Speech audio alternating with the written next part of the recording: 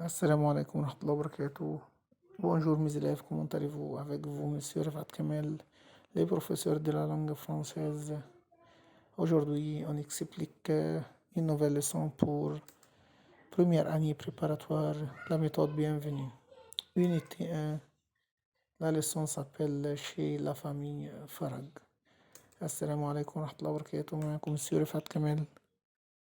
النهاردة إن شاء الله هنشرح درس الأولى إعدادي. المنهج اسمه bienvenue. الوحدة الأولى الدرس اسمه chez la famille Farag. Mais premièrement, on va expliquer la construction de la langue, de la phrase française. La phrase française se compose de trois parties: le sujet et le verbe et le complément. La première partie c'est le sujet, deuxième partie c'est le verbe, troisième partie c'est le complément. يعني النهاردة إن شاء الله هنشرح أول حاجة التكوين الجملة الفرنسية. الجملة الفرنسية بتتكون من 3 أجزاء. الجزء الأولاني اسمه sujet، الجزء التاني اسمه verb، والجزء التالت اسمه complément. يبقى السوجي الأول وبعدين الفيرب وبعدين الكومبليمون. السوجي يعني الفاعل، والفيرب يعني الفعل، والكومبليمون يعني المفعول. طيب هو في فراز عندنا أو جملة من غير سوجي؟ ينفع في حالة واحدة بس، لما بنتكلم في الأمر في الفرنساوي ممكن نستغنى عن السوجي اللي في الأول دوت، يبقى فيرب اي كومبليمون. طب هو ينفع الجملة تبتدي بفيرب مش سوجي؟ ساعات بينفع في حالة برضو واحدة. ساعات لما نيجي نكون سؤال ساعات بنبتدي بفيرب في الأول، بس هو الأساس عندنا أو أي جملة في الفرنساوي دايما بتبتدي بسوجي الأول وبعدين فيرب وبعدين كومبليمون. طب في جملة ممكن من غير فيرب خالص؟ لا، مفيش جملة من غير فيرب، لازم يكون في فيرب عندنا. طب في جملة من غير كومبليمون؟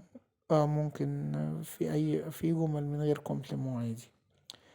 يبقى دلوقتي la construction de la phrase française، تركيب الجملة بالفرنساوي بتتكون من ايه؟ من سوجي وبعدين فيرب وبعدين كومبليمون. Il y a un exemple devant vous maintenant. في دلوقتي مثال قدامكم مكتوب عندي رامي va au club. رامي c'est un sujet، va c'est un verbe، au club c'est un complément. احنا هناخد السوجي ان شاء الله هنشرحه الأول. السوجي دوت يعني الفاعل. peut-être le sujet c'est un nom ou c'est un pronom. يعني السوجي ده ممكن يكون اسم أو ممكن يكون ضمير. nom comme Sarah، Ahmed، le livre، la femme. Sarah c'est un nom propre et Ahmed c'est un nom propre. Le livre et la femme c'est un nom commun. الاسم ممكن يكون اسم nom propre، اسم علم، أو اسم commun شائع، أو le livre زي لاجام زي لافام. ممكن السوجي يكون pronom يعني ضمير. الضمير عندنا وعندنا 8 pronoms: je، tu، il، elle، nous، vous، il avec s، elle avec s. Il y a 8 pronoms de la langue française. قدامنا 8 ضماير موجودين في اللغة الفرنسية: je، tu، il، elle، nous، vous، il avec s، elle avec s. طيب هناخد البرونون ونشوف ده عبارة عن ايه او يساوي ايه في الانجليش وفي العربي. عندي جو دوت بيساوي I in English. التو بتساوي اليو، يبقى أنا عندي جو إيجال الآي، التو إيجال اليو، الإل إيجال هي، ال إيجال شي. طب النو إيجال وي، vous égale you، il avec s égale they، elle avec s égale they. طب نقول تاني: جو بتساوي الاي يعني انا، وتشو بتساوي اليو يعني انت، والإل بتساوي هي يعني هو، الال بتساوي شي يعني هي، نو بتساوي يعني نحن، فو بتساوي يو يعني أنتم، إلافك اس بتساوي زي يعني هم، إلافك اس بتساوي زي يعني هن. طيب عندنا beaucoup des exemples maintenant. قدامي دلوقتي جون بيساوي إل، وان جارسون بيساوي إل، ومون ليفر بيساوي إل. ايه ده جون وان جارسون ومون ليفر بيساوي إل. طب بيساوي إل ليه؟ علشان الأسامي ديت اللي عندي كلها مفرد مذكر النون ماسكولين سينجولي، علشان كده بيجعل إل، عشان كده بتساوي إل. طب تحتيها على طول بالأزرق هتلاقي مكتوب زوي وإنفي وماجهم.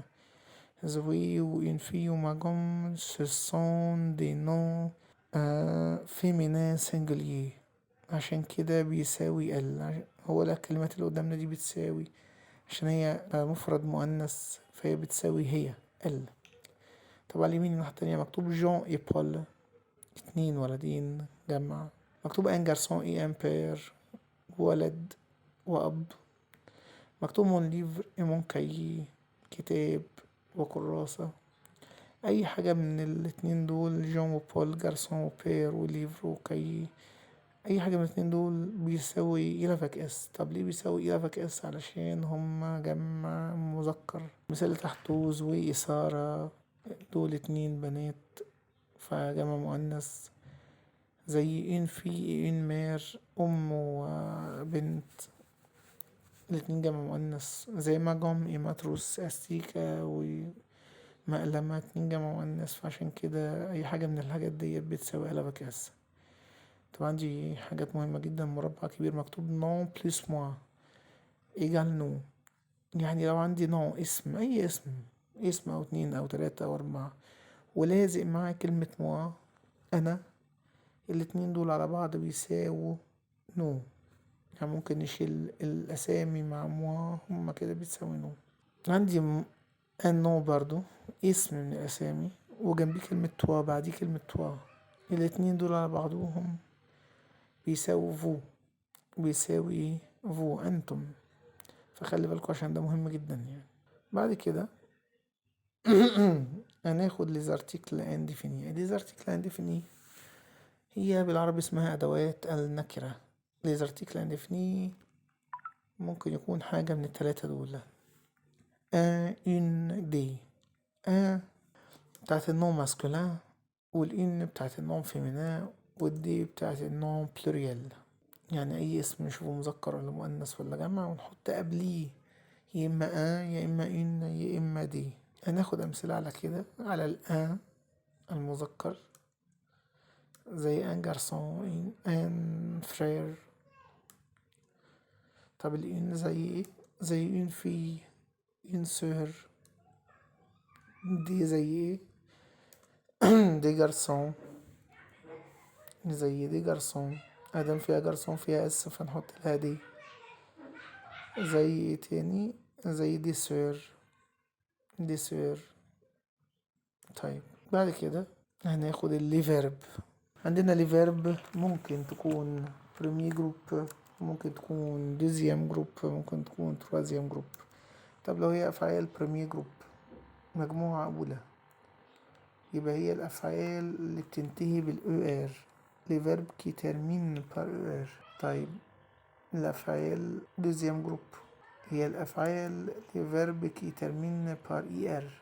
طيب تروازيام جروب هي عبارة عن ايه بقى؟ هي عبارة عن أفعال غير منتظمة، دي فيرب الريجولي. وفي دلوقتي أمثلة عندنا على الكلام دوت. تحت الأفعال البريمير جروب هتلاقي فيرب أريفي، فيرب أمي، سالوي، سابلي، كل دي أفعال بتنتهي بالأو ار. طب ديزيام جروب زي ايه؟ زي فينير، زي ريوسير. طب ترازيام جروب زي ايه بقى؟ زي علي، زي افوار، زي فير، زي بارتير. الأفعال بريمير جروب هناخد فعل دلوقتي نصرفه زي فيرب جوي. فيرب جوي انا عملت ايه عشان اصرف فيرب جوي؟ الفيرب دوت من بريمير جروب مجموعة اولى اخر او ار، جه قدام الجو نشيل الاو ار ونحط بدل الاو ار حرف الاو بس. مع تو نشيل الاو ار ونحط او اس. مع ال والال شلنا الاو ار ونحط او. مع نو شلنا الاو ان اس، سوري شلنا الاو ار وحطينا او ان اس. مع الفو شلنا الاو ار حطينا او زد مع اليلفك اس والالفك اس، حطينا او ان تي بدل او ار.